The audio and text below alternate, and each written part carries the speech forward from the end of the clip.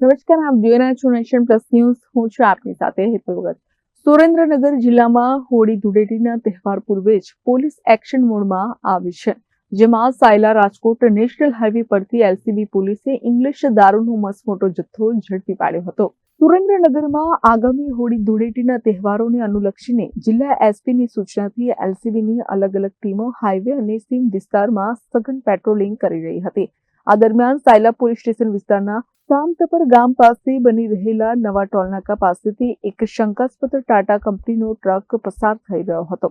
પોલીસે ટ્રકને રોકી તલાશી લેતા ઉપર લાકડા ભરેલા હતા, પરંતુ તેની નીચે ચોરખાનામાં અને આડમાં વિદેશી દારૂની પેટીઓ છુપાવેલી જોવા મળી હતી.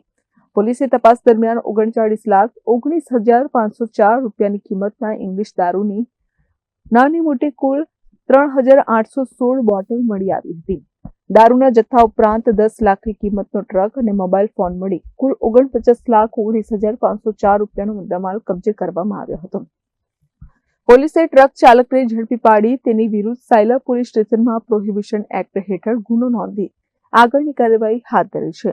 આ દારૂનો જથ્થો ક્યાંથી આવ્યો હતો અને કોણે પહોંચાડવાનો હતો તે દિશામાં પણ તપાસ શરૂ કરવામાં આવી છે.